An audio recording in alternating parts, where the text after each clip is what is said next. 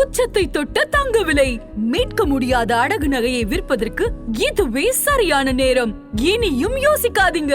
உங்க தங்க நகைய அதிக விலைக்கு விற்க சிறந்த வழி பிரைம் கோல்ட் ஹப் 9840551787. ஆஹா, no compromise. உங்க சைடுலயும் எங்க சைடுலயும். It's a GT promise. GT Holidays, South India's #1 travel brand. இந்த கிறிஸ்துமஸை இன்னும் அழகாக்க காஞ்சிபுரம் SM சில்க்ஸில் 60% வரை சிறப்பு தள்ளுபடி. அருகில் உள்ள ஷோரூமை இப்பவே விசிட் பண்ணுங்க. பாஜகவுக்கு ஒரு புதிய தேசிய செயல் தலைவர் வந்திருக்காரு. நிதின் நபினையும் செயல் தலைவராக போட்டிருக்காங்களே, இதற்கு என்ன காரணம்? யார் இந்த நிதின் நபின்? எப்படி தேசிய செயல் தலைவரானாரு? இந்த பின்னணியை பத்தி எங்களுக்காக சொல்லுங்க. நிதின் நபின் யாருன்னா அமித்ஷாவோட செல்ல புள்ள. அமித்ஷாவோட வார்த்தையை கேட்டு நடக்கிற ஒருத்தர் தலைவராக வந்திருக்கார். இது போக அவரோட செயல்பாடுகள் எப்படி இருக்குங்கிறத நம்ம வெயிட் பண்ணி தான் பார்க்கணும். அமித்ஷாவுடைய துறையில் இருக்கக்கூடிய ஒரு கேபினட் அமைச்சர் தான் பைஜெயந்த் பாண்டா. பைஜெயந்த் பாண்டாவை ஏன் அந்த பதவியில இருந்து தூக்கிட்டாங்க? எப்படி பியூஷ் கோயல் வந்தாரு? பியூஷ் கோயலுக்கும் எடப்பாடிக்குமே நல்ல ரிலேஷன்ஷிப் இருக்கு, அது எல்லாருக்குமே தெரியும். எப்படி பியூஷ் கோயல் வந்தாரு? அந்த பின்னணியை பத்தி சொல்லுங்க சார். பைஜெயந்த் பாண்டா ரொம்ப உள்ளபடி பேசுவார். இந்த பூசி மொழிகி இந்த மாதிரி நம்ம அந்த பண்ற அதெல்லாம் அவருக்கு தெரியாது. அவரு அறிக்கை ஒண்ணு அமித்ஷாட்ட கொடுத்தாரு. என்ன அறிக்கை சார்? இந்த கூட்டணி போனியாவாதுன்னு கொடுத்தாரு. அதாவது அதிமுக பாஜக கூட்டணியா? பிராங்கா சொல்லணும்னா பாண்டா மாத்தினதுக்கு காரணம் அவர் கொடுத்த அறிக்கை தான் அவருக்கு தலைவலியா வந்தது. அவர் கொடுத்த அறிக்கை உண்மையா தான் இருக்கு போல இருக்கே. திருப்பரங்குன்ற மேட்டர்ல ஏன் ஏடிஎம்கே வாய் திறக்கல? ஒன்னும் பெருசா ப்ரொடெஸ்ட் பண்ணலையே. பிஜேபி பண்ணா கூட பண்ணலையே. ஏன் நம்ம கூட அவங்க இல்லையா? திருப்பரங்குன்ற மேட்டர்ல டிஎம்கே அடங்கி போன மாதிரி தோன்றது. ஸோ இந்த கேள்விகளுக்கு மத்திய பாஜக பதில் இல்லை. ஓகே, பதில் இல்லை அவங்க கிட்ட.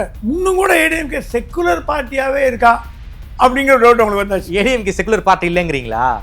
ப்ரோ பிஜேபி வரணும்னா செக்குலர் பார்ட்டி எப்படி இல்ல சார்? பிஜேபி கூட கூட்டணி வச்சிருந்தாலும் அவங்களுக்குன்னு ஒரு சில கருத்துக்கள் இருக்குல்ல, அதை விட்டு அவங்க எப்படி வெளியே வர முடியும்? சரி, நீங்க இந்துக்கள் கிட்ட வாக்கு வாங்குறீங்கன்னா இன்னும் சில விஷயங்கள் பண்ணி தான் பிடிக்கிறத பண்ணி தான் ஆகணும். கமலாலயத்தில் இப்போ அந்த உட்கட்சி முதல் ஆரம்பிச்சு ஓரளவுக்கு போயிட்டு இருக்கு. அது நயனா நாகேந்திரனுக்கு தலைவலி ஏற்படுத்துது. அவர் பாவம் அவர் சொல்லிட்டாரா, ஐயா நீங்க யாரு, நான் போட்டி போடல விட்டுருங்க, நீங்க யாரு கொடுக்குறீங்களோ அப்ளிகேஷன் கொடுங்க, நீங்க எந்த தொகுதி வேணா கொடுங்க, நான் டெல்லியில கொடுத்து அப்ரூவல் வாங்கிட்டேன், நான் உங்களுக்கு எதிராக போக மாட்டேன். நயனா நாகேந்திரன் அவர்கள் சென்னையில இருப்பதை காட்டிலும் அதிகமா டெல்லியில தான் இருக்காரு. உண்மையாலுமே அமித்ஷாவுக்கு தமிழ்நாடு தலைவலியாக மாறிவிட்டதா? தலைவலியாக மாறிட்டு தான் கண்டிப்பா மாறிட்டு, அது ரொம்ப தலைவலியாக மாறிட்டு. ஏன்னா அவர் எதிர்பார்க்காத டைரக்ஷன்ல ஷிஃப்ட் போகுது. இல்ல அமித்ஷாவாலே ஹேண்டில் பண்ண முடியலையா தமிழ்நாட்டை? ஆதநேயர்களுக்கு அன்பு வணக்கம். இன்று நம்மோடு மூத்த பத்திரிகையாளர் திருமிகு பிரகாஷ் எம் சுவாமி அவர்கள் இணைந்துள்ளார். வணக்கம் சுவாமி சார். வணக்கம். பாஜகவுக்கு ஒரு புதிய தேசிய செயல் தலைவர் வந்திருக்காரு, நிதின் நபின். அவர் பீகாரை பூர்வீகமாக கொண்ட நிதின் நபின் அவர்கள் பாஜகவுக்கு புதிய தேசிய தலைவர், அதுவும் செயல் தலைவராக வந்திருக்காரு. ஏன் சார், நட்டா போன பிறகு ஒரு மிகப்பெரிய ஒரு கேப் இருந்துருச்சு. தலைவராக வருவதற்கு யாருமே தயாராக இல்லை, தலைவராக யாரும் போடலை. நிதின் நபினையும் செயல் தலைவராக போட்டிருக்காங்களே, இதற்கு என்ன காரணம்? யார் இந்த நிதின் நபின்? எப்படி தேசிய செயல் தலைவரானாரு? இந்த பின்னணியை பற்றி எங்களுக்காக சொல்லுங்கள் சார். ஒரு வழியாக தலைவரை போட்டாங்க, பொறுப்பு தலைவர். ஒரு வழியாக 2 வருஷம் கழிச்சு. ஆமாம். நிதின் நபின் பீகாரை சேர்ந்த பாஜக தலைவர். அவங்க அப்பா ஜனசங்கத்தில் இருந்தவர், மோடிக்கு நெருக்கமானவர். நிதின் நபின் யுவ மோர்ச்சால இருந்தார், யூத் விங்ல இருந்தார். அதற்கு பிறகு பாரதிய ஜனதா கட்சியின் செயலாளராக அமித்ஷா தலைவராக இருக்கும்போது பணியாற்றினார். கட்சியில ரொம்ப அக்கறை உள்ளவர், ஈடுபாடு உள்ளவர், பிடிப்பு உள்ளவர். ஆனால் very low key man. Okay okay. So இது என்ன டெல்லியில் ஒரு ஆச்சரியத்தை உண்டாக்கி இருக்குன்னா, எவ்வளோ பேர்கள் அடிபட்டன. ஆமாம், ஸ்மிருதி இரானிலிருந்து பல பேர் ஸ்மிருதி இரானி அடிபட்டது, அப்புறம் ரவிசங்கர் பிரசாத் அடிபட்டது, அப்புறம் மாவாஜி பேர் அடிபட்டது. எல்லாம் பெரிய பெரிய தலைவர். சரிங்க, பாஜக தலைவர்னு பார்த்தீங்கன்னா ஸ்டேச்சர் உள்ளவர்கள் தலைவராக போடுவாங்க. அத்வானி, முரளி மனோகர் ஜோஷி, வெங்கையா நாயுடு, ராஜ்நாத் சிங், அமித்ஷா, நிதின் கட்கரி அப்படின்னு ஒரு பிரபலமான முகங்கள் தலைவராக போடுவதுதான் பாஜகவோட ஆதி காலத்திலேருந்து வழக்கம். வாஜ்பாய் அத்வானி காலத்திலேருந்து வழக்கம். பிரபலமானவர்கள் அந்த கட்சியின் முன்னணியினர். ஆமாம். இப்போ தலைவர்னா யாரு? அவருக்கு மேலே யாரும் இருக்க முடியாது. இப்போ ஸ்டாலினுக்கு மேலே யாராவது டிஎம்கே இருக்க முடியுமா? எடப்பாடிக்கு மேலே யாராவது இருக்க முடியுமா? முடியாது. ஸோ முன்னணி தலைவர்களை தலைவராக போடுவதுதான் அரசியல் கட்சியோட வழக்கு. இந்த தடவை பாஜக தலைவர் தேர்தல் பாஜகவுக்கும் ஆர்எஸ்எஸ்க்கும் முட்டல் மோதல் ரொம்ப இருந்து வந்து. ஆமாம், இவங்க கொடுத்த லிஸ்ட் அவங்க அப்ரூவ் பண்ணல, அவங்க கொடுத்த லிஸ்ட் இவங்க அப்ரூவ் பண்ணல. 2 வருஷம் அப்படியே ஓடிடுச்சு. ஆர்எஸ்எஸ் கேட்டு தான் ஆட்சியை மோடி கைப்பற்றதை பற்றி நாங்கள் ஒன்றும் சொல்ல. ஓகே, ஏன்னா மோடி கண்ட்ரோலில் தான் கவர்மெண்ட் இருக்குது. கட்சி அமித்ஷா கண்ட்ரோலில் இருக்கணுமான்னு கேட்டார். ரெண்டுமே 2 கண்ட்ரோல் இருந்துன்னா அப்போ நாங்கள் எங்களுக்கு என்ன ரோல் இருக்குது? ஆட்சியை மோடி பிடிச்சாரு, கட்சியை அமித்ஷா பிடிச்சிட்டாரு. ஓகே, 2 பேரும் 10 வருஷத்துக்கு விட்டுற போகிறது இல்லை. இதனால தான் நட்டா வந்து ஆர்எஸ்எஸ்க்கு எதிராக வாய விட்டாரு. ஆர்எஸ்எஸ் மீறி நாங்கள் வளர்ந்துட்டோம்னு சொன்னாரு. நட்டா வந்து அமித்ஷாவோட ஒரு ஒரு செல்லப்பிள்ளை மாதிரி சொன்ன பேச்சு கேட்பார். நிதின் நபீன் அதோட பணிவாக இருக்க போகிறார் அமித்ஷாக்கு. நீங்கள் ஃபைனலாக என்ன வேர்டிங் பார்த்தீங்கன்னா, அமித்ஷா பாஜக தலைவராக இன்னும் 5 ஆண்டு காலம் தொடருவார், அன்அஃபிஷியல் தலைவராக. ஓகே, அவருக்கு வேணுங்கிற ஆளா, அவர் சொன்ன பேச்சு கேட்கக்கூடிய ஆளா நட்டா இருந்த மாதிரி நிதின் நபீன் இருக்க போறார். ஓகே, அமித்ஷா கட்டுப்பாடுல தான் இந்திய பாஜக இருக்க போகுது. அமித்ஷா கட்டுப்பாட்டுலாம் பாஜக இருக்க போறது இன்னொரு 10 வருடங்களுக்கு இருக்கும். ஓகே, இது ஆர்எஸ்எஸ் எதிர்த்து பார்த்தது, ஃபினிஷ்டு. ஆர்எஸ்எஸ் ஒன்றும் பண்ண முடியல. ஆர்எஸ்எஸ்ஸை மீறி இவங்க 2 பேரும் வளர்ந்துட்டாங்கன்னு அர்த்தம். ஏன்னா ஆர்எஸ்எஸ் பேச்சு கேட்கல. ஆர்எஸ்எஸ் வந்து சொல்லிட்டு முக்கியமான தலைவர்கள் யாராவது எடுத்து போடுங்க. ஓகே, இவங்க சொன்னாங்களே எங்க முக்கியமான தலைவர்கள் தேவையில்லை, நாங்கள் சொல்ல பேச்சு கேட்கக்கூடிய தலைவர் இருந்தால் போதும், நாங்கள் என்ன சொல்கிறோமோ இன்ஸ்ட்ரக்ஷன் கேட்டு நடக்கணும். நட்டா 2.0 தான் நிதின் நபீன். நட்டா 2.0 நிதின் நபீன். நிதின் நபீன் வந்து முதல்ல வந்து அவர் அரசியல் வரதுக்கு காரணமே நரேந்திர மோடி தான். ஓ, மோடி லாயலிஸ்ட் வேறு. ஓகே, ஸோ அமித்ஷா சொன்னாரா, நிதின் நபீன் நீ ஆள்னு எப்படி சொல்கிறீங்க, அவர் மோடி ஆள்னு எடுத்துக்க முடியாதா அப்படின்ற மாதிரி ஒரு ஆர்குமெண்ட் பண்ணாராம். பட் என்ன இருந்தால் கூட கட்சின்னு வந்துட்டா மோடி வந்து இப்போ அவ்வளோவா பாஜக இன்டர்னல் மேட்டரில் டே டு டே மேட்டரில் தலையிடுறது இல்லை. ஏன்னா அவருக்கு இருக்கிற தலைவலிக்கும் அவருக்கு இருக்கிற சர்வதேச அரங்கில் இருக்கிறதுனால டே டு டே எல்லாம் அமித்ஷாட்ட விட்டார். ஓகே, டிக் பண்ணி அமிச்சார். அந்த லிஸ்ட்டு போச்சு, பேர் டிக் பண்ணி அமிச்சார். அதை வச்சுன்னு அமித்ஷா சொன்னால் மோடி அப்ரூவ் பண்ணிட்டார் அப்படின்ற மாதிரி பண்ணிட்டார். ஆர்எஸ்எஸ் தலைவர்களுக்கு இதில் உடன்பாடு இல்லை. பட் அவங்களால ஒன்றும் செய்ய முடியலையா, கையெழு நிலையில் இருக்காங்கலாம் கேட்டிங்கன்னா அப்படி தான் இருக்காங்க, வேறு வழி இல்லை. ஏன்னா ஆர்எஸ்எஸ் வந்து பாஜகவை பகைச்சிக்க முடியாது, பகைச்சிக்கிற ஸ்டேஜில் இப்போதைக்கு இல்லை. ஆர்எஸ்எஸ் வீக்காக தான் இருக்குங்கிறீங்க? ஆர்எஸ்எஸ் வீக்காக இருக்குது. பாஜக கை ஓங்கி இருக்கான்னு கேட்டிங்கன்னா கை ஓங்கி இருக்கு. இப்போ ஏப்ரல் மாதம் பாஜகவோட பொதுக்குழுவில் நிதின் நபீனை தலைவராக ப்ரப்போஸ் பண்ணி இப்போ செயல் தலைவராக தான் இருக்கார். ஓகே, இன்னொரு 5 மாதங்கள் செயல் தலைவராக இருப்பார். அதற்கு பிறகு முழு நேர தலைவராக ஏப்ரல் மாதம் அவர் நியமிக்கப்படுவார்னு கேள்விப்படுறோம். ஓகே, இது வந்து ஆர்எஸ்எஸ் நாக்பூரில் ஒரு ஷாக் வேவ்ஸ் உருவாக்கியிருக்கு. ஏன் ஷாக் வேவ்னா, அவங்க கொடுத்த லிஸ்ட்லேருந்து யாருமே தேர்ந்தெடுக்க. ஆர்எஸ்எஸ் அப்படி யாரை சொன்னாங்க? ஆர்எஸ்எஸ்ல முக்கியமான பாஜக தலைவர்கள் பேரை சொன்னாங்க. ஓகே, தட் இஸ் ஆர்எஸ்எஸ் லாயலிஸ்ட்னு கூட இல்லை. அவங்க ஒரு தலைவராக வகிக்கக்கூடிய தகுதி உள்ளவர்கள். அதை முதல்ல சொன்ன தலைவர்னா எல்லாரும் ஒத்துக்கொள்ளப்பட்ட இந்தியாவுக்கு ஒரு அறிமுகமான பேர். வெங்கையா நாயுடு, ராஜ்நாத் சிங் எப்படியோ, அமித்ஷா எப்படியோ, வாஜ்பாய், அத்வானி, முரளி மனோகர் ஜோஷி, இந்த மாதிரி ஒரு முகம், தெரிந்த முகமா இருக்கிறதா பாஜகவோட தலைவராக இருக்கணுங்கிற ஆர்எஸ்எஸ் விருப்பம். அதுக்கு அமித்ஷாவே தலைவராக மாறிடலாமே பாஜகவுக்கு. அமித்ஷா வந்து உள்துறை அமைச்சர் பதவியிலேருந்து போகக்கூடாதுன்னு நான் சொல்றாரு மோடி. ஏன்னா உள்துறை அமைச்சர் நல்லா பண்றாரு. அமித்ஷா சிறப்பாக பண்ணுறார் உள்துறை அமைச்சகம், அவர் மாதிரி யாரும் பண்ண முடியாது. ஸோ அவரையும் விடுறதுக்கு, கட்சியிலையும் விடுறதுக்கு மனசு இல்லை, ஆட்சியிலையும் விடுறதுக்கு மனசு இல்லை. ஸோ நிதின் நபீன் வந்து யாருன்னா அமித்ஷாவோட செல்லப்புள்ள, அமித்ஷாவோட வார்த்தையை கேட்டு நடக்கிற ஒருத்தர் தலைவராக வந்திருக்கார். இது போக அவரோட செயல்பாடுகள் எப்படி இருக்குங்கிறத நம்ம வெயிட் பண்ணி தான் பார்க்கணும். ஓகே சார், அப்படியே தமிழ்நாடு அரசியல் நோக்கி வரலாம் சார். அதாவது அமித்ஷாவுடைய துறையில் இருக்கக்கூடிய ஒரு கேபினட் அமைச்சர் தான் பைஜெயந்த் பாண்டா. அவர் தான் வந்து தமிழ்நாட்டுடைய தேர்தல் பொறுப்பாளராக போட்டிருந்தாங்க. ஸோ அவரை நீக்கிட்டு பியூஷ் கோயல் 2021 வந்து பியூஷ் கோயல் தான் வந்து தமிழ்நாடு பொறுப்பாளர், பாஜகவுக்கு பொறுப்பாளராக இருந்தார். அவர் தான் இந்த எலெக்ஷன்ஸ் அதே போல் வந்து கூட்டணி பேச்சுவார்த்தையெல்லாம் ஹேண்டில் பண்ணியிருக்காங்க. பைஜெயந்த் பாண்டாவை ஏன் வந்து அந்த பதவியிலிருந்து தூக்கிட்டாங்க, எப்படி வந்து பியூஷ் கோயல் வந்தார், பியூஷ் கோயலுக்கும் எடப்பாடிக்குமே நல்ல ரிலேஷன்ஷிப் இருக்கு, அது எல்லாருக்குமே தெரியும். எப்படி பியூஷ் கோயல் வந்தாரு, அந்த பின்னணியை பத்தி சொல்லுங்க சார். பைஜெயந்த் பாண்டா வந்து ரொம்ப கராரான பேர் வழி. ஆ. நான் இங்கே இருக்கிற பாஜக தலைவர்கிட்ட பேசி பார்த்தேன். ரொம்ப கரார் பிடிச்சவர் அவர். கரெக்டாக இருப்பார். Strict man. Strict man. உள்ளது உள்ளபடி பேசுவார். இந்த பூசி மொழிகி இந்த மாதிரி இந்த அந்த பண்ணுற அதெல்லாம் அவருக்கு தெரியாது. அவர் ஒரு அறிக்கை ஒன்று அமித்ஷாட்ட கொடுத்தார். என்ன அறிக்கை சார்? இந்த கூட்டணி போனியாவாதுன்னு கொடுத்துட்டார். அதாவது அதிமுக பாஜக கூட்டணியா? ஃப்ராங்காக சொல்லணும்னா பாண்டாவை மாற்றினதுக்கு காரணம் அவர் கொடுத்த அறிக்கை தான் அவருக்கு தலைவலியாக வந்தது. அவர் கொடுத்த அறிக்கை உண்மையாக தான் இருக்கு போல இருக்கே. கொடுத்த அறிக்கையில் சொன்னால் இந்த கூட்டணி வேலைக்கு ஆகாதுன்றார். சரி, கிளியர் சொல்லிட்டார். அது காரணங்களும் கொடுத்துருக்காரு. சி, Panda is experience politician. Okay. தமிழ்நாட்டு அரசியலில் தெரிஞ்சதும் தெரியாமல் இல்லை, பட் இந்திய அரசியலை கலக்கி குடித்தவர். Okay. And is one of the intellectuals of BJP. சரி.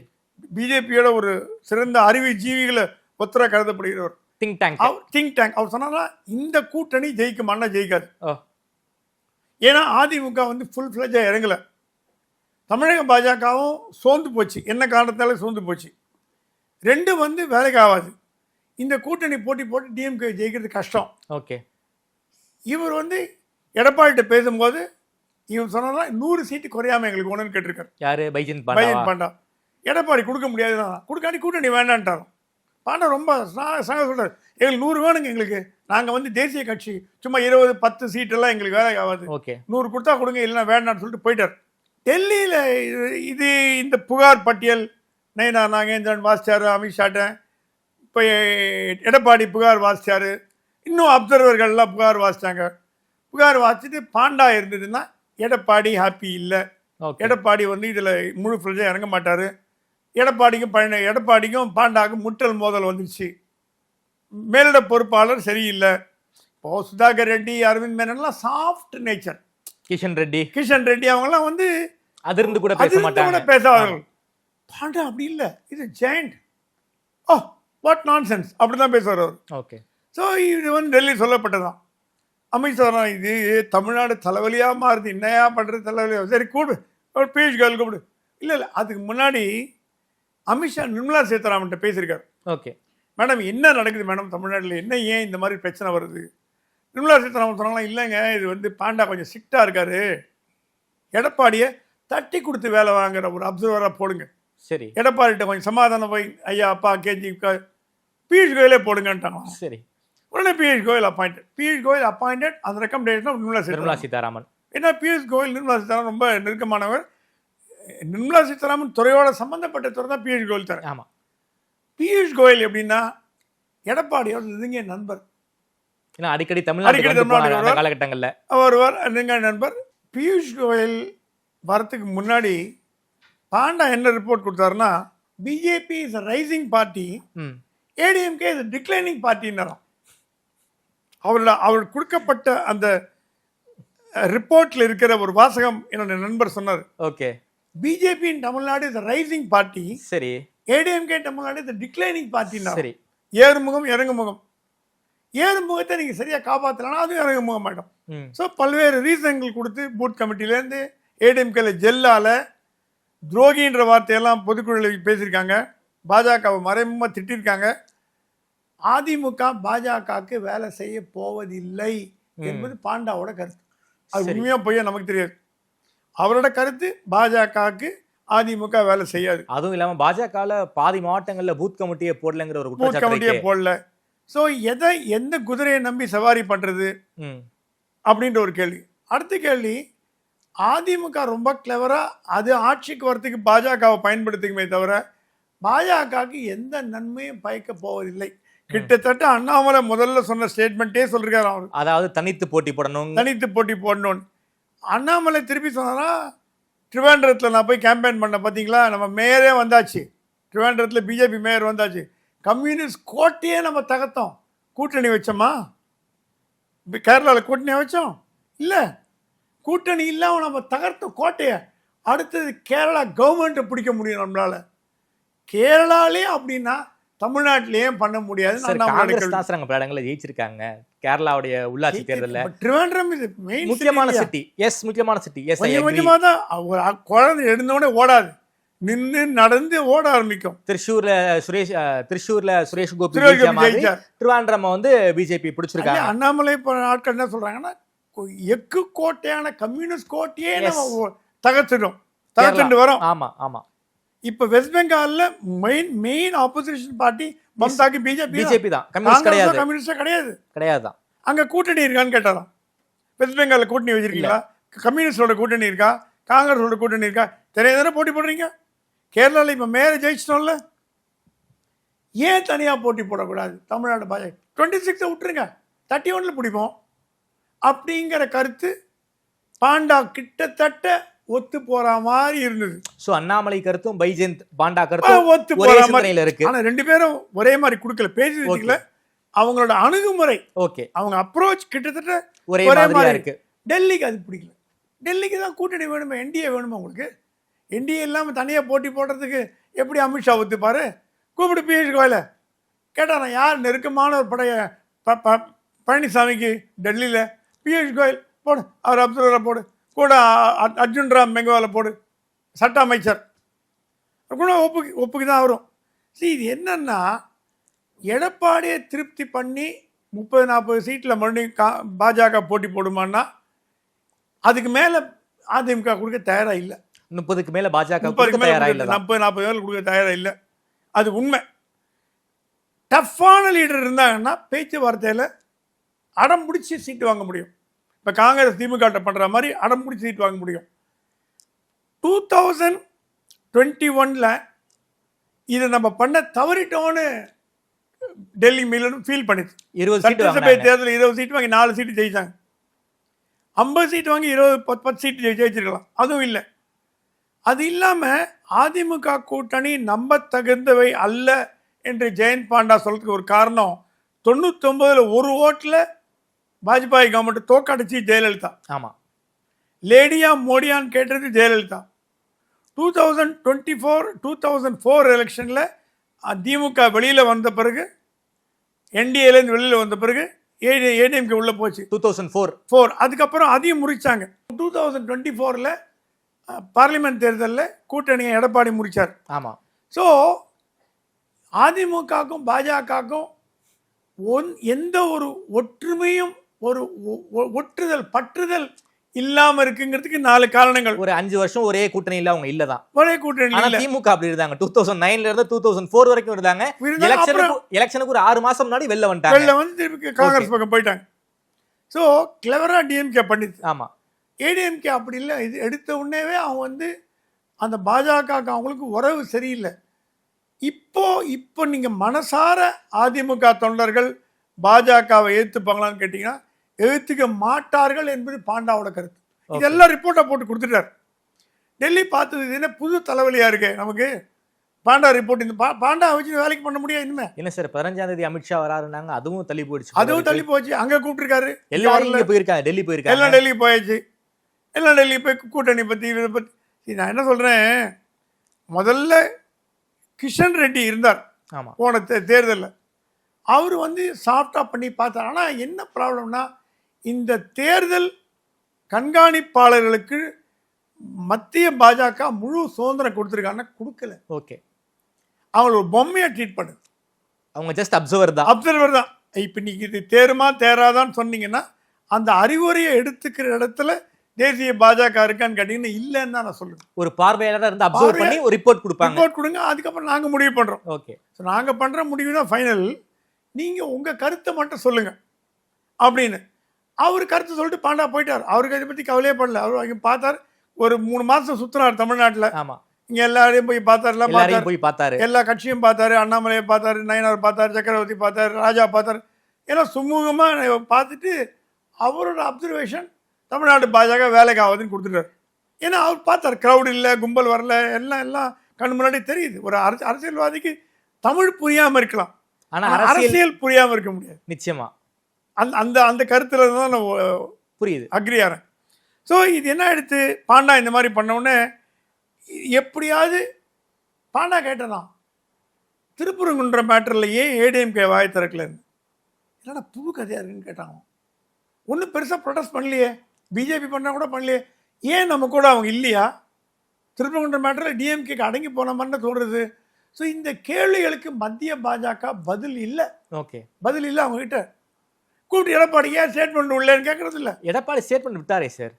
முழு மூச்சில் இறங்கல பாண்டாவோட வருத்தம். ஓகே, ஒரு இந்து மத தடி இன்னும் கூட ஓப்பனாக சொல்லணும்னா இன்னும் கூட ஏடிஎம்கே செக்குலர் பார்ட்டியாகவே இருக்கா அப்படிங்கிற டவுட் அவங்களுக்கு வந்தாச்சு. ADMK secular party இல்லைங்கிறீங்களா?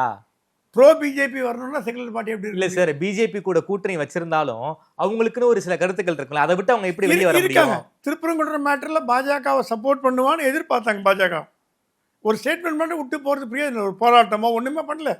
சரி, நீங்கள் இந்துக்கள் கிட்ட வாக்கு வாங்குறீங்கன்னா இன்னும் சில விஷயங்கள் பண்ணி தான் பிடிச்சோ பிடிக்கிறதோ பண்ணி தான் ஆகணும். ஓகே, இப்போ பாஜக பண்ணுறதுனால பாஜக ஓரளவுக்கு திருப்பரங்குன்றத்தை கையில் எடுத்தது. நயினார் எடுத்தார், அண்ணாமலை எடுத்தார். ஒரு ஸ்டேஜுக்கு மேலே அவங்களால அது அடுத்து நகர்ந்து போனோம். இப்போ இப்போ கோர்ட் எடுத்துக்கிச்சு கையில். இனிமேல் நீங்கள் ஊரில் உண்ணாவிரதம் ஊரிலேருந்து பிரயோஜனம் இல்லை. நீதிமன்றத்துக்கு போயாச்சு. நீதிமன்றம் என்ன சொல்லுது பார்க்கலாம், வெயிட் பண்ணியாச்சு. ஸோ பாண்டா கொடுத்த சில ரிப்போர்ட்ஸ் எல்லாம் என்ன ஒரு AK-47 வர மாதிரி வந்திருக்கு. டக்குன்னு அது டெல்லியை கொஞ்சம் ஆட்டம் கண்ட வச்சிருக்கு. ஓகே, சரி நீ கொஞ்சம் இருங்கன்னு சொல்லி பண்ணிட்டாங்களாம். இப்போ பியூஷ் கோயலும் எடப்பாடி பழனிசாமியும் நல்ல ஒற்றுமையில் இருக்காங்க. வரப்போறாரு, கூடிய சீக்கிரம் சென்னைக்கு வரப்போறாரு. அமித்ஷா சொன்னாரா ஜனவரிக்குள்ளேயாவது, ஜனவரி 1ஆம் தேதிக்குள்ளேயாவது சீட் ஷேரிங்கை முடிச்சிருக்கப்பா. என்ன எவ்வளோ ஷீட்டு என்ன மார்கழி மாசத்துலலாம் பண்ண மாட்டாங்களே? மார்கழி மாதம் இன்னைக்கு நாளைக்கு தான் மார்கழி மாதம் வருது. பேசி முடிச்சிடலாம். கையெழுத்து ஏப்ரலுக்கு அப்புறம் ஜனவரிக்கு அப்புறம் போட்டுக்கலாம். பொங்கல் தை பிறந்தால் வழி பிறக்கும். தள்ளி போடாதீங்க, முடிச்சிடும். அவருக்கு என்ன பயனா கேம்பெயின் ஆரம்பிக்கணுங்கிற பயம். யாருக்கு? அமித்ஷா. கேம்பெயின் பாஜக ஸ்ட்ராங்கா இல்லையே. 3 மாதம் கேம்பெயின் பண்ண தான் ஜெயிக்க முடியும். ஓகே, அது தேர்தலெலாம் போட்டு கேண்டிடேட்லாம் போட்டு அவங்களுக்கு அதிமுக ரெடியாக இருக்குது. நாளைக்கு எந்த தேர்தலில் போட முடியும். பாஜக அந்த மாதிரி இல்லை. அவங்க ரெடி டு ஈட் மாதிரி, ரெடி டு ஃபேஸ் எலெக்ஷன் இல்லை. சமையல் பண்ணி தான் ஆகணும். மேகி மாதிரி குக் பண்ண முடியாது. நூடுல்ஸ் மாதிரி ரெடிமேட் இல்லை. 2 மினிட்ஸ் நூடுல் கிடையாது. இது குக் பண்ணோம். அந்த குக்கிங்க்கு டைம் எடுக்கும் அமித்ஷாக்கு தெரியும். சரி, அதனால் நீங்கள் தேர்தலில் நீங்கள் சீக்கிரம் இப்போ போயிட்டு கேண்டிடேட்டை கொடுத்து இதுக்குள்ளே மற்ற கட்சிகள்லாம் வேட்பாளர் மனுவை துவக்கி விட்டது. பாஜக எப்போ துவக்க போகிறதுங்கிற கேள்வி வருது. விருப்ப மனுவெல்லாம் வாங்க ஆரம்பிச்சிட்டாங்க. விருப்ப மனு வாங்க ஆரம்பிச்சிட்டாங்க. ஏடிஎம்கே ஆரம்பிச்சாச்சு. பாஜக என்ன பண்ற, காங்கிரஸ் ஆரம்பிச்சாச்சு. ஆமா, பாஜக என்ன பண்றது என்னங்கன்னு தெரியல. ஏன்னா பாஜக போட்டி போடுறவங்க அதிகம். பாஜக ஆளும் கட்சி, இந்திய ஆளும் கட்சி. ஸோ போட்டி அதிகமாக இருக்கும். இப்போவே நீங்கள் உனக்கு இந்த தொகுதி அந்த தொகுதி எல்லாம் பேசி வச்சுறதா கேள்விப்பட்டோம்.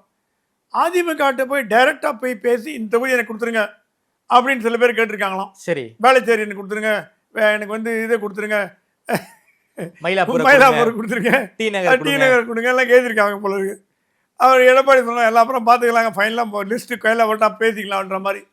இது பாண்டா மாதிரி ஆட்களுக்கு உடன்பாடு இல்லை. ஸோ அதாவது தேசிய தலைமையை பைபாஸ் பண்ணிட்டு இவங்க தனிப்பட்ட ரீதியில எடப்பாடி கிட்ட போய் பேசி எனக்கு இந்த சீட் வேணும் அங்கே இதுக்கு நீங்கள் போடாதீங்க, எங்களுக்கு கொடுங்க, எங்களுக்கு உடனே கொடுங்க இதை பேசியிருக்காங்க. எடப்பாடி எல்லாம் அவரும் அரசியல்வாதி தான். ஏறிங்க பார்த்துக்கலாங்க, என்ன உங்களுக்கு இல்லாமே எல்லாம் பார்த்துக்கலாம், விடுங்க, பேச்சுவார்த்தைலாம் முடிவு பண்ணிக்கலாம் அப்படின்றவன் பாலிஸ்டாக போயிட்டார். என்னென்ன இப்போ ரியல் ப்ராப்ளம் என்னன்னா, இவர் பியூஷ் கோயல் பாண்டா மாதிரி 100 சீட்டில் நிற்பாரா அப்படிங்கிறத கேள்வி. ஏன்னா லாஸ்ட் டைம் 20 சீட்டுக்கு ஒத்துக்கிட்டாரு. 20 சீட்டுக்கு ஒத்துக்கிட்டார். பியூஷ் கோயல் எடப்பாடி கொடுத்த சீட்டை வாங்குற இடத்துல இருந்தார்னா தமிழ்நாடு பாஜகவால் சோபிக்க முடியாது. அப்படின்னு அமித்ஷா தான் கூட்டணி பேசணும். அமித்ஷா தான் கூட்டணி பேசணும். ஏன்னா நீங்கள் பியூஷ் கோயல்கிட்ட விட்டிங்கன்னா அவர் கொடுத்ததை வாங்கிட்டு வந்துடுவார். இது 15 கோடி வாங்கிட்டு வந்துடுவார். அவருக்கு ஒன்றும் பெரிய நஷ்டம் கிடையாது. ஓகே. ஆனால் தமிழ்நாடு பாஜகவில் பெரிய ஒரு கொந்தளிப்பு ஏற்படுத்தும். என்ன கொந்தளிப்பு? ஏன்னா நிறைய பேர் எம்எல்ஏ சீட் கேட்குற ஆசைப்படுறாங்க. நிறைய மாவட்ட தலைவர்களுக்கு ஆசைதான். அவங்க மேல தப்பே சொல்ல முடியாது. நிச்சயமா சார். ஒரு மத்திய அரசாங்கத்தில் 11 வருஷம் ஒரு கட்சி ஆட்சியில் இருக்குன்னா எம்எல்ஏ வரணும், அந்த கட்சி ஆசைப்படுவாங்க. எந்த தப்பும் கிடையாது, அது அவங்க உரிமை. எஸ், இத்தனை நாளாக தள்ளி போட்டதே தப்பு. 40 எம்எல்ஏ இருக்கணும் பாஜகவுக்கு. நான் எப்படி பார்த்தீங்கன்னா சட்டசபையில் 40 எம்எல்ஏ இருக்கணும், 4 எம்எல்ஏ இருக்காங்க. ஸோ இப்போ வரும் தேர்தலில் அது அதிகமான எம்எல்ஏக்கள் வரணும்னு ஆசைப்படுறது தப்பு இல்லை. ஆனால் நீங்கள் கொடுக்குற சீட்டுக்கும் உங்கள் வேட்பாளர் லிஸ்ட்டுக்கும் மலைக்கும் மடுவுக்கும் நடுவில் மாதிரி வித்தியாசம் இருந்தால் பாஜக என்னங்க பண்ணோம்?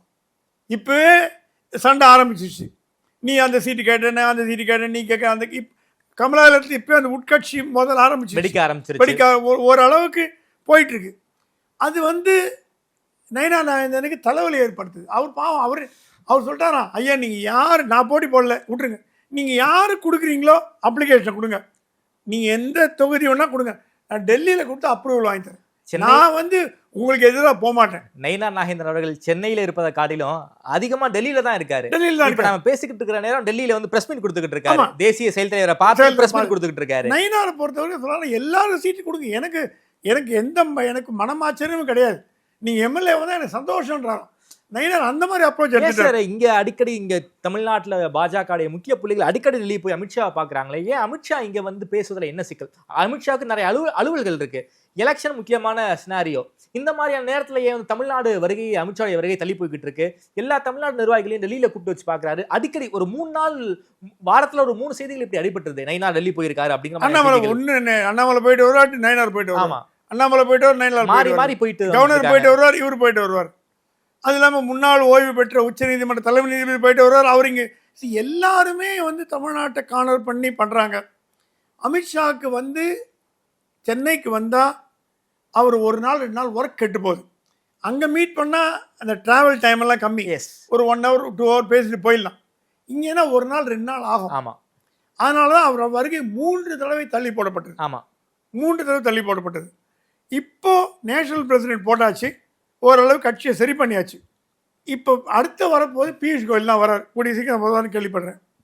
பியூஷ் கோயல், நயினார் நாகேந்திரன் ஒரு ரவுண்டு டாக்ஸ் வித் எடப்பாடி பண்ணி என்டிஏவை ஸ்ட்ரெங்தன் பண்ணுறதுக்கு உண்டான ஏற்பாடு பண்ண போகிறாங்க.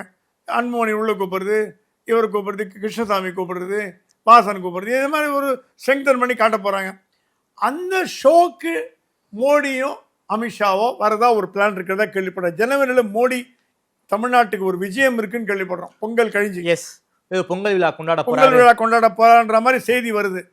அந்த சமயத்துல ஏன்னா கடந்த ஒரு 2 வருஷமாக பொங்கல் வந்து எல்முருகன் வீட்டுல வந்து பிரைம் மினிஸ்டர் வந்து ஒரு பெரிய கெட் டுகெதரா வந்து எல்முருகன் பண்ணிக்கிட்டு இருக்காரு. அது மாதிரி தமிழ்நாட்டில் நடக்க வாய்ப்பு இருக்கு. இந்த வாட்டி பொங்கலுக்கோ கணுக்கோ அதுக்கு மாட்டு பொங்கலுக்கோ தமிழ்நாட்டுக்கு மோடி வரதா ஒரு பிளான். ஓகே, அந்த சமயத்தில் அதிமுகவோட கூட்டணி அனௌன்ஸ் பண்ணி, கேண்டிடேட் அனௌன்ஸ் பண்ணி, லிஸ்ட்டை போட்டு ஏதாவது ஒரு ஷோ பண்ணணும் இல்லையா? ஓகே, ஏதாவது ஒரு ஷோ காட்டணும். சார், உண்மையாலுமே அமித்ஷாவுக்கு தமிழ்நாடு தலைவலியாக மாறிவிட்டதா? தலைவலியாக மாறிட்டு தான், கண்டிப்பாக மாறிட்டு, அதாவது ரொம்ப தலைவலியாக மாறிட்டு வருது. ஏன்னா அவர் எதிர்பார்க்காத டைரக்ஷன்ல ஷிஃப்ட் போகுது. இல்லை, அமித்ஷாவாலே ஹேண்டில் பண்ண முடியலையா தமிழ்நாட்டை? ஒற்றுமை இல்லாத மெயின் காரணம். ஓகே, ஒற்றுமை இல்லாதது. அது இல்லாமல் அவன் சொல்கிறாரா, you are not rising up to the level of எக்ஸ்பெக்டேஷன்ற ஒரு வார்த்தையை சொல்லிருக்காரு. நாங்கள் எங்கள் எதிர்பார்ப்புக்கு நீங்கள் இல்லை. தலைமை ஒத்தரேன்னு சொல்ல, தமிழக பாஜகவின் தலைமையை நான் எதிர்பார்த்த அளவுக்கு நீங்கள் வரமாட்டேன்றீங்களே. ஓகே, என்ன பண்ணுறீங்க அப்படி வார்த்தை இதை கேட்டிருக்காரு. என்ன பண்ணுறீங்க கேட்டால் அவரும் கூட சொல்லி என்ன புரியாது. நீங்கள் வந்து ஊக்கம் கொடுத்து, எடப்பாடியும் சொல்லிட்டார், இந்த கூட்டணி ஜெயிக்கணும்னா திமுக அமைச்சர்கள் மீது நடவடிக்கை எடுத்தால் தான் முடியும். நடவடிக்கை எடுத்து டெல்லியில் பண்ண மாதிரி பண்ணோம். வெறும் வாயா வார்த்தையில் பேசிட்டு இருந்தால் வேலைக்கு ஆகாதுன்னு அவரும் சொல்லிட்டார். திமுக பாஜக ரொம்ப ஃபோர்ஸ் அடிக்க ஆரம்பிச்சிட்டாங்க. திமுக பாஜகவை போட்டு நெக்கி எடுக்கிறாங்க. இந்த மாதிரி ஒரு எதிர்கட்சி, பாஜகவோட முதல் எதிர்கட்சி திமுக தான் இந்தியாவிலே. காங்கிரஸ் கூட இல்லை. என்ன சார் சொல்றீங்க? காங்கிரஸ் வாயடிச்சு போச்சு, ஒண்ணுமே இல்லை, சும்மா திமுக எதிர்க்கிற அளவுக்கு பாஜகவை வேற எந்த கட்சியும் இந்தியாவில் எதிர்க்கு. ஆனால் அதுக்கு ஸ்டாலினுக்குள்ள தைரியம், பயங்கர தைரியம். அவர் டெய்லி எவ்ரி டே பிஜேபியை போட்டு அடின்னு அடிக்கிறார். பாண்டா கேட்டாதான் இதுக்கு ஒரு திருப்பி கொடுக்கறதுக்கு தமிழ்நாடு பாஜகவில் ஆளே கிடையாதான்னு கேட்டார். ஸ்டேட்மெண்ட் விட்டா மட்டும் போராது, ஸ்போக்ஸ்மேன் பேசினா மட்டும் போராது. என்ன பண்ணிட்டு இருக்கீங்க? அந்த பாஜக எதிர்ப்புக்கு திமுக நிறைய விலையும் கொடுத்துக்கிட்டு இருக்காங்களே சார். இடி வந்து லெட்டர் அமைச்சுக்கிட்டு இருக்காங்க, சுப்ரீம் கோர்ட்ல கேஸ் இருக்கு. எல்லாம் மேலோட்டமாக தான். எஃப்ஐஆர் போட முடியாதுன்ற சார், ஒன்றும் பண்ண முடியாது. எஃப்ஐஆர் போட சொல்லி கோர்ட் உத்தரவு பண்ணால் தான் போட முடியுமே தவிர இடி சொல்லி ஸ்டாலின் கேட்குற அளவுக்கு முதலமைச்சர் இல்லை. அவர் ஸ்ட்ரிக்ட் ஆகிட்டு, அவர் சொல்ல எங்கள் கட்சியை நான் காப்பாற்றிப்பேன், என்னோட அமைச்சர்களை நான் காப்பாற்றுவேன், செந்தில் பாலாஜி மாதிரி காப்பாற்றுவேன்ட்டார். ஸோ ஒன்றும் பண்ண முடியல. அமைச்சர்களுக்கு தைரியம் கொடுத்து வச்சிருக்காரு. நீங்கள் வீசுகிற அம்பு எல்லாமே, திமுக மேலே வீசுகிற அம்பு எல்லாம் வணங்கி திரும்பி கீழே விழுது. பூமராங் ஆகுது. ஓகே, நீங்க அதாவது போட்ட அம்பெல்லாம் பூமராங் ஆகுது. ஓகே, அதாவது பாஜக எதிர்ப்பை வந்து திமுக கிட்ட இருந்து காங்கிரஸ் கத்துக்கணும்னு சொல்ல வரீங்களா? ஆமா, காங்கிரஸ் பாஜக எதிர்ப்புல சோரம் போயிட்டாங்க. ஓகே, ஸோ இப்போ திமுக தான் நம்பர் 1 எதிரி பிஜேபி. இதை எப்படி நீங்க தடுக்க போறீங்க, அணைக்கட்ட போறீங்கன்னு கேட்குறாங்க. அகில இந்திய பாஜகவும் பாண்டாவும் முக்கியமான தலைவர்கள்லாம் அண்ணாமலை தலைவர் கேட்குறாங்க, எப்படி அணைக்கட்ட போறீங்க? ஓகே, திமுக எப்படியாவது தடுக்கணும்னு பாஜக நினைக்கிறாங்க. ஆனா அதையும் தாண்டி அவங்க போய்கிட்டு இருக்காங்க. அதையும் தாண்டி போயிட்டு இருக்கிறதுக்கு காரணம் மத்திய பாஜகவின் இயலாமையும் ஒண்ணு எடுத்துப்படுது. நீங்க இதுல போய் நயனாரையும் அண்ணாமலை கொடை சொல்லி பிரயோஜனம் இல்லை. மத்திய பாஜக என்ன நடவடிக்கை எடுக்கிறதுங்கிறத பொறுத்துதான் அடுத்த நகர் வரும். எடப்பாடியே சொல்லிட்டாராம், நீங்க இப்படியே விட்டீங்கன்னா எங்களால் ஒன்றும் பண்ண முடியாதுங்க, ஏதாவது நடவடிக்கை எடுத்தாதான் முடியும். சும்மா வெறுமை எஃப்ஐஆர், இடி ரெய்டு, இன்கம் டேக்ஸ் ரெய்டு இதெல்லாம் வேலைக்கு ஆகாது, ஸ்ட்ராங்கா நடவடிக்கை எடுத்தாதான் முடியும். அது அமித்ஷா எடுக்க ஏன் தயங்குறாருன்ற கேள்வி அடுத்த கேள்வி வருது. ஏன் தயங்குறார் தமிழ்நாட்டில் எடுக்கிறதுக்கு? ஏதோ ஒரு ரீசன் இருக்கலாம், நமக்கு தெரியாது. என்ன ரீசன் இருக்குன்னு தெரியாது. அமித்ஷா தமிழ்நாடு மீது நடவடிக்கை எடுப்பதற்கு தயங்குகிறாரா என்றால் கண்டிப்பா தயங்குறாருன்னு டெல்லி சோர்ஸே சொல்லுது. ஏன் சார், அது என்னன்னு புரியல. இல்ல சார், நாயுடுவோ இல்லாட்டினா வந்து நிதிஷோ அவங்க வந்து ஆதரவை வாபஸ் வாங்கிட்டாங்கன்னா நமக்கு இருக்கிற ஒரே ஆப்ஷன் திமுக அமித்ஷா நினைக்கிறாரோ, அப்படி ஒரு ஆஸ்பிரேஷன் இருக்கும் அமித்ஷாவுக்கு. அப்படி ஆஸ்பிரேஷன் இருக்கலாம், இல்ல அவர் பையன் சொல்ற பேச்சு கேட்டு அவருக்கு பிலீவ் நடக்கலாம். என்ன பல்வேறு காரணங்கள் இருக்கு, நமக்கு ஒரு காரணம் சொல்ல முடியாது. ஓகே, பல்வேறு காரணங்கள் நீ சொல்ற காரணம் இருக்கலாம், தப்பா இல்லை. ஆனா பாஜக அரசாங்கத்தை காப்பாற்றும் அளவுக்கு திமுக போகுமான்னு கேட்டீங்கன்னா சந்தேகம் தானே சொல்லு. ஓகே, திமுக என்ன கொள்கையை விட்டு கொடுக்காது. நீங்க சொல்ற கரெக்ட். திமுக ஒரு விஷயம், கொள்கையை விட்டு கொடுத்து நாளை காத்தால பிஜேபி சப்போர்ட் பண்ணுமான்னு பண்ணாது சார். 99ல கூட்டணி வச்சாங்களே சார். 99 கூட்டணி அது காலத்தின் கட்டாயம். அந்த ஒரு பீரியட்ல கூட்டணி வச்சாங்க. இப்போ வந்து இவ்வளோ ஸ்ட்ராங்கா எதிர்த்துட்டு நாளைக்கே ஸ்டாலின் பாஜகவோட கூட்டணி வைப்பாரான்னு கேட்டீங்கன்னா எனக்கு தெரிஞ்சு ஸ்டாலின் கலைஞர் பண்ணலாம், அது வேற விஷயம். ஸ்டாலின் இந்த மாதிரி பண்ணாரு பண்ண மாட்டார். ஓகே, அவர் ஆட்சியா போனாலும் பரவாயில்ல, எனக்கு வந்து நான் பாஜக கூட்டணி வைக்க மாட்டேன்ற முடிவுல தான் இருக்காரு இப்போ. ஓகே, அது என்ன காரணம் என்ன நமக்கு தெரியாது. பாஜகவை தீவிரமா எதிர்க்கும் ஒரே கட்சி திமுக தான். ஓகே, அதே வணங்காம கூட்டணி வச்சு வேலைக்கு ஆகாதுன்னு எடப்பாடியும் ஒத்துக்கிறாரு, அண்ணாமலையும் ஒத்துக்கிறார், 2 பேரும் ஒத்துக்கிறாங்க. இந்த பலமான திமுகவை நீங்க சேதப்படுத்தாம கூட்டணி வச்சு ஜெயிக்க முடியாது சட்டசபை தேர்தலில். அதுக்கு ஏதாவது வழி பண்ணுங்க. இந்த முடிவு எடுக்கும் யார் கையில இருக்குன்னா அமித்ஷா கையில தான் இருக்கு. வேற யாருக்கிட்டையும் நயினார் சொல்லலாம், எடப்பாடி சொல்லலாம், அண்ணாமலை சொல்லலாம், எல்லாம் சொல்லிட்டு போகலாம். ஆனா final decision Modi R Amit Shah மட்டும்தான் எடுக்கணும். அவங்க எடுக்க போற முடிவை பொறுத்தே தமிழ்நாடு அரசியல் தேர்தல் வெற்றி தோல்வி நிர்ணயிக்கப்படுமானா அது ஒரு காரணம் இருக்கும். ஓகே சார், ரொம்ப நன்றி சார். குறிப்பாக தேசிய அரசியல் தொடங்கி தமிழ்நாடு அரசியல் வரைக்கும் பல்வேறு விஷயம் ரொம்ப வெளிப்படையாக பேசியிருக்கீங்க. பாஜக கட்சிக்குள்ளார நடக்கக்கூடிய பல்வேறு விஷயங்கள் ரொம்ப வெளிப்படையாக பேசியிருக்கீங்க. நேரில் வந்து நேரம் கொடுத்து பேசியமுக்கு நன்றி சாமி சார். நன்றி.